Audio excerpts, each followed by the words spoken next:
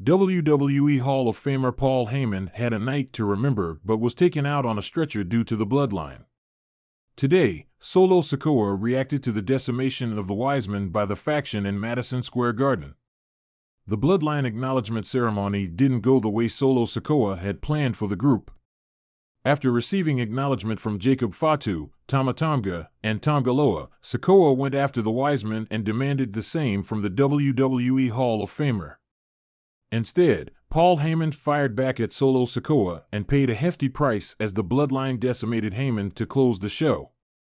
The veteran was taken out on a stretcher out of Madison Square Garden, and there is no update yet on his condition after the table spot.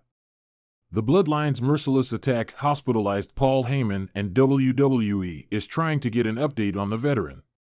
Meanwhile, Solo Sikoa had a lot to say about him becoming the new tribal chief along with the Samoan faction. Today, the former North American champion reacted after the events that transpired in Madison Square Garden. WWE reportedly has plans for Solo Sikoa at SummerSlam 2024. A few years ago, Solo Sikoa changed the dynamic of the group and became the Bloodline's enforcer.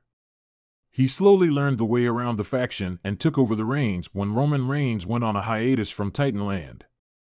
After adding new members, Solo Sikoa elevated himself into the main event scene and went after the undisputed WWE champion, Cody Rhodes, after a successful title defense in Scotland. Unfortunately, the new leader of the bloodline needs more momentum before getting an actual title shot.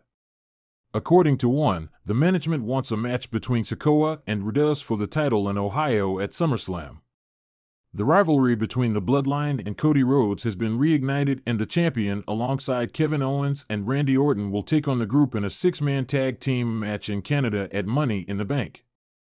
Solo Sikoa had never been one to shy away from confrontation. As a proud descendant of the Anoa'i family, wrestling was in his blood, and tonight on WWE SmackDown, that blood was boiling. The arena buzzed with tension as fans waited eagerly for Solo Sikoa's reaction to the shocking events that had unfolded just days ago.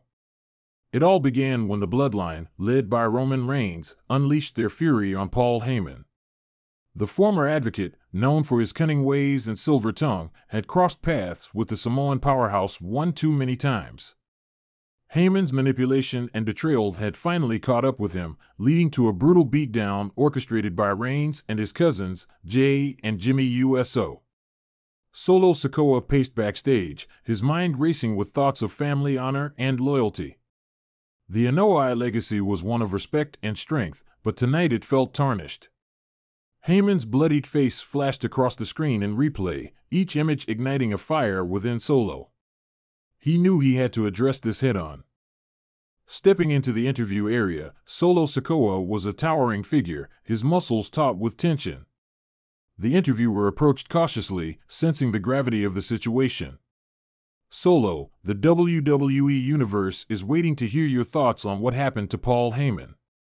Do you have any comments?" Solo's jaw clenched briefly before he spoke, his voice resonating with a mix of anger and determination. What happened to Paul Heyman was a disgrace.